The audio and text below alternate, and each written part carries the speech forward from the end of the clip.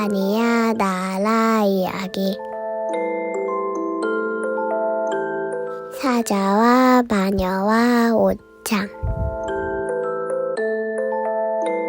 10장 풀리기 시작한 마법. 이제 우리는 비버 부부와 새 아이들한테로 돌아가야겠다. 비버 씨가 꿈을 버릴 시간이 없다고 말하자 모두들 서둘러 코트를 걸쳤다. 비버 부인은 짐을 꾸린 뒤 식탁 위에 올려놓으며 말했다. 여보, 저 햄 좀 집어주세요. 여기 차 한 꾸러미, 저기 설탕, 그리고 성냥도 몇 갑 있어요. 누가 저 구석에 있는 옹기에서 빵 두세 덩어리만 좀 집어줘요. 수잔이 갑자기 큰 소리로 물었다. 아니, 뭐 하세요, 비버 부인? 비버 부인은 아주 침착하게 대답했다. 가지고 갈 짐을 챙기는 거예요, 아가씨. 설마 먹을 것도 없이 떠날 생각은 아니겠죠? 수잔은 코트 깃에 단추를 채우며 말했다. 비버 부인, 시간이 없어요. 당장 마녀가 나타날지도 모르잖아요. 비버 씨가 끼어들며 맞장구를 쳤다. 내 말이 그 말이요. 그러자 비버 부인이 말했다. 세상에 마음들이 잘도 맞는군요. 여보, 생각 좀 해봐요. 마녀가 오려면 적어도 15분은 더 걸려요. 피터가 말했다. 그렇지만 되도록 빨리 출발해야 돼요. 마녀보다 먼저 돌탁자 언덕에 도착하려면 말이에요. 수잔이 말했다. 비버 부인, 그 점을 잊어선 안 돼요. 마녀는 여기 도착해서 우리가 없어진 걸 알기가 무섭게 전속력으로 쫓아올 거예요. 비버 부인이 말했다. 그야 그렇겠죠. 하지만 우리가 무슨 수를 쓰더라도 마녀보다 먼저 갈 순 없어요. 우린 걸어가겠지만 마녀는 썰매를 타고 갈 테니까요. 수잔이 말했다. 그럼 전혀 희망이 없나요? 비버 부인이 말했다. 자, 호들갑 떨지 말고 서랍에서 깨끗한 손수건 6장만 꺼내주세요. 물론 희망이 있죠. 마녀보다 먼저 도착할 수는 없겠지만 마녀가 전혀 예상 못하는 길로 가면 거기까지 갈 수는 있을 거예요. 비버 씨가 말했다. 여보, 당신 말이 맞긴 해요. 하지만 벌써 이곳을 빠져나갔어야 할 시간이요. 당신도 법석 좀 그만 떨어요. 자, 이제 됐어요. 여기 짐꾸러미 5개가 있으니 제일 작은 사람이 제일 작은 짐을 가져가세요. 비버 부인은 루시를 쳐다보며 마지막 말을 덧붙였다. 자, 꼬마 아가씨, 이게 당신 거예요. 루시가 말했다. 제발 좀 빨리 가요. 비버 씨는 부인이 눈장화 신는 일을 도와주었다. 비버 부인이 말했다. 자, 이제 다 돼가요. 재봉틀은 가져가기에 너무 무겁겠죠? 비버 씨가 말했다. 그럼 당연하지. 이만저만 무거워야지 말이야. 당신 설마 뛰어가면서 저걸 돌리겠다는 건 아니겠지? 마녀가 재봉틀까지 건드릴 걸 생각하면 참을 수가 없어요. 마녀가 저걸 부숴버리거나 훔쳐갈지도 모르잖아요. 새 아이가 입을 모아 소리쳤다. 아이 참, 제발 서둘러요. 그렇게 해서 마침내 다들 밖으로 나왔다. 비버 씨가 이러면 마녀가 우리를 조금이라도 늦게 쫓아오겠지 하며 문을 잠그자 각자 자기 짐을 짊어지고 길을 떠났다. 그들이 길을 나섰을 때에는 눈이 그치고 달이 모습을 드러내고 있었다. 비버 씨가 맨 앞에 서고 다음에 루시, 피터, 수잔, 비버 부인 순으로 한 줄로 나란히 서서 걸었다. 비버 씨는 댐을 가로질러 오른쪽 강 기슭으로 가더니 나무들 사이로 나 있는 험한 길을 따라 아래로 곧장 내려갔다. 달빛을 받아 반짝이는 골짜기는 저 멀리 양쪽으로 우뚝 치솟아 있었다. 비버 씨가 말했다. 가능한 한 더 아래로 계속 내려가야 해요. 이 길로는 썰매가 내려올 수 없으니까 마녀는 꼭대기 쪽으로 갈 겁니다. 아늑한 안락의자에 앉아 창밖으로 내다보았다면 무척이나 아름다웠을 전경이었다. 루시는 처음에는 이런 상황에서도 경치를 즐겼다. 그러나 쉬지 않고 줄기차게 걸으며 어깨에 짊어진 짐이 점점 무거워질수록 과연 제대로 버틸 수 있을지 자신이 없어졌다. 루시는 더 이상 얼음 폭포 앞에서 찬란하게 반짝이는 얼어붙은 강과 나무 꼭대기에 쌓인 하얀 눈더미, 눈부시도록 커다란 달과 헤아릴 수 없는 별들의 눈길을 주지 않았다. 다만 앞에서 영원히 멈추지 않을 것처럼 사각사각 걷고 있는 비버씨의 짤막한 다리만 멀거니 바라보았다. 이윽고 달은 사라지고 또다시 눈이 내리기 시작했다. 루시는 너무나 지친 나머지 꾸벅꾸벅 졸면서 걸어갔다. 그때 갑자기 비버씨가 강기슭 오른쪽으로 꺾어 돌더니 덤불이 빽빽이 우거진 가파른 언덕길로 오르고 있었다. 그제야 루시는 졸음이 싹 가셨다.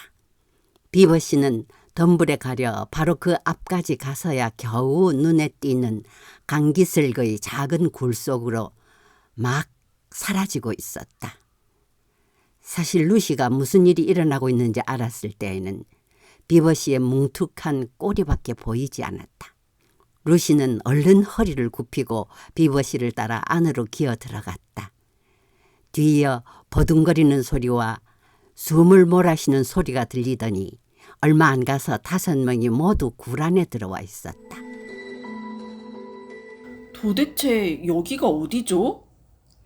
피터의 목소리가 어둠 속에서 지치고 창백하게 들렸다. 그러자 비버씨가 대답했다. 어려웠던 시절에 비버들이 숨어 지내던 은신처입니다. 극비장소지요. 그다지 편안한 곳은 아니지만 몇 시간은 눈을 붙여야겠기에. 비버 부인이 말을 건넸다. 떠날 때 다들 그렇게 조급하게만 굴지 않았으면 베개도 몇 개 가져왔을 텐데. 루시는 그것이 툼누시 씨의 동굴보다 못하다고 생각했다.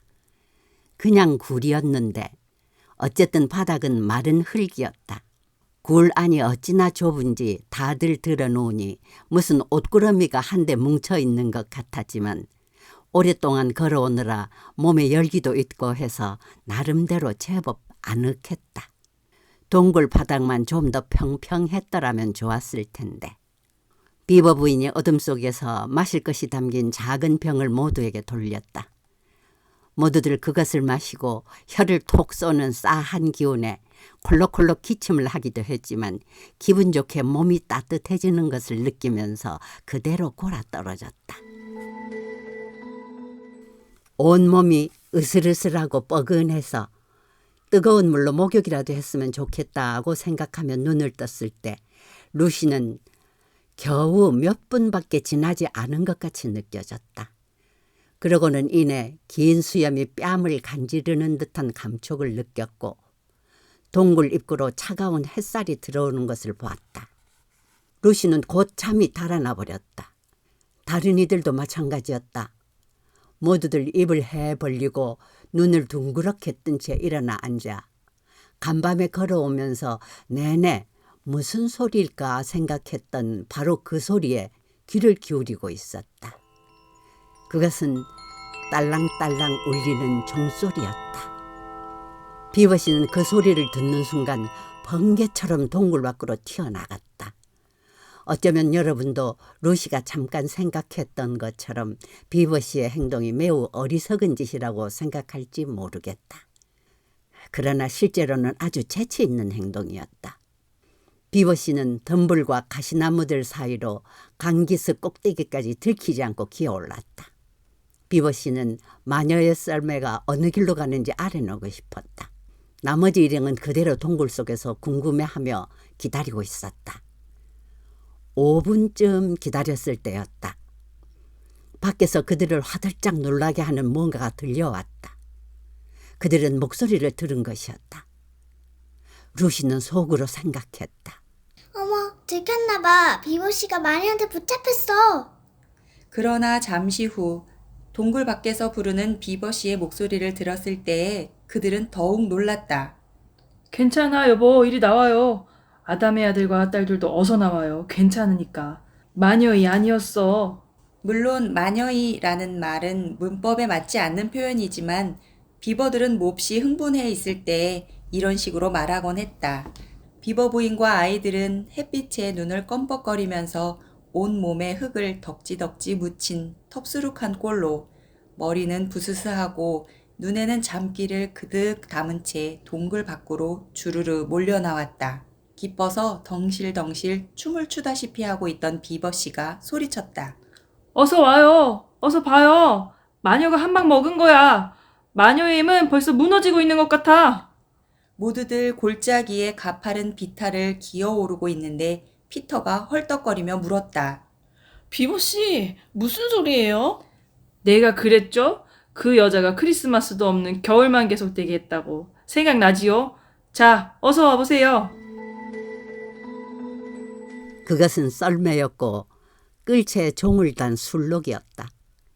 그러나 술록은 마녀의 것보다 훨씬 크고 색깔도 하얀색이 아닌 갈색이었다.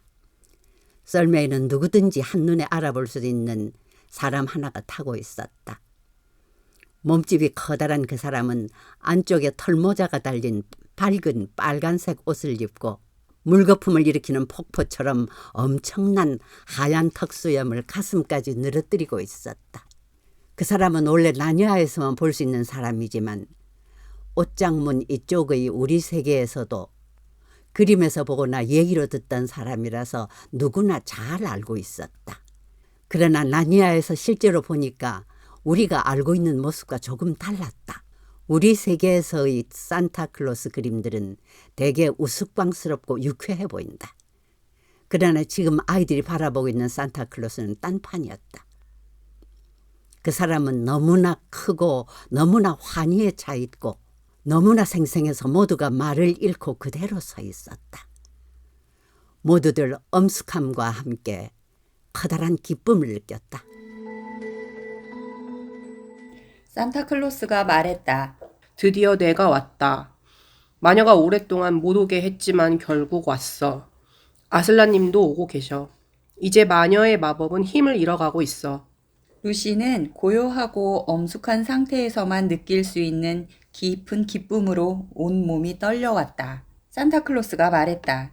그럼 이제 선물을 줘야지. 자, 비버 부인.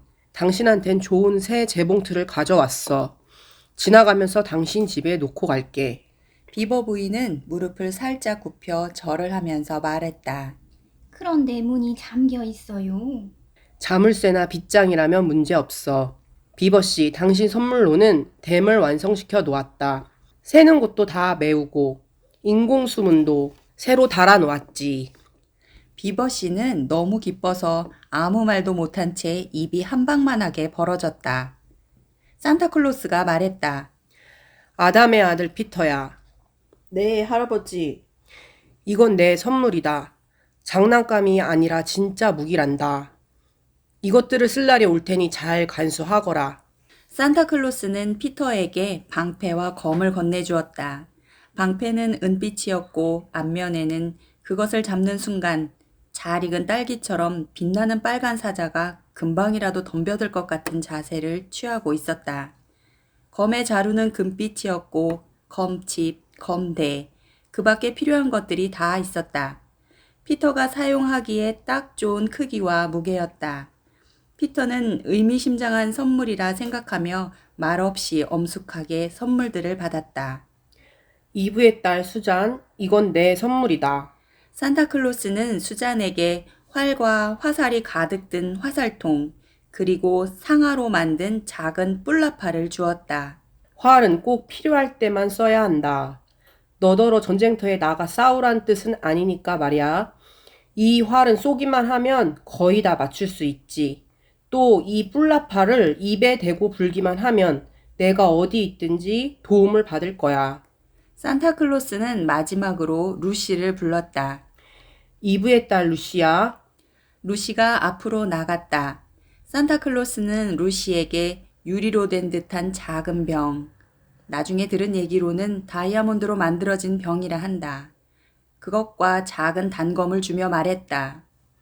이 병에는 태양의 산에서 자란 불꽃 원액으로 만든 물약이 들어있다. 너나 내 친구들이 다쳤을 때 몇 방울 떨어뜨리면 다 나을 거야.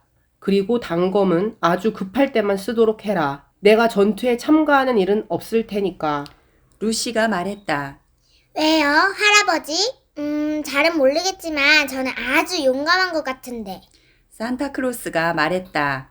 그건 중요하지 않다. 전쟁이란 모름지기 여자들이 나가 싸우면 볼썽사납거든. 자, 이제 이때 갑자기 산타클로스의 진지한 표정이 다소 풀렸다. 여기 여러분 모두에게 주는 선물이 있다. 그러면서 산타클로스는 5개의 찻잔과 받침, 각설탕이 든 대접 하나, 크림 한 단지, 지글지글 소리를 내며 끓고 있는 커다란 찻주전자가 놓인 큰 쟁반을 꺼냈다. 내가 보기에는 등에 메고 있는 커다란 자루에서 꺼낸 것 같은데 아무도 그 장면을 보지 못했다. 산타클로스는 큰 소리로 외쳤다. 메리 크리스마스! 참된 왕이여 만세! 산타클로스의 채찍이 찰싹 소리를 내자 출발하는 것도 보지 못했는데 산타클로스와 순록과 썰매는 눈 깜짝할 사이에 사라져버렸다. 피터가 검집에서 검을 뽑아 비버씨에게 보여주려고 하는데 비버 부인이 재촉했다. 자, 어서요. 그렇게 마냥 거기에 서서 얘기하다간 차가 다 식겠어요. 남자들이란 모두 저렇다니까. 이제 와서 쟁반이나 좀 날라줘요. 그럼 우리 모두 아침을 차릴 테니까. 글쎄, 빵칼을 가져온 게 얼마나 다행스러운지. 모두들 가파른 비탈을 내려와 다시 동굴로 들어갔다. 비버씨가 빵과 햄을 잘라 샌드위치를 만들었고 비버 부인은 차를 따랐다. 다들 맛있게 먹었다. 그러나 미처 다 먹기도 전에 비버씨가 말했다. 이제 또 슬슬 가야 할 시간이네.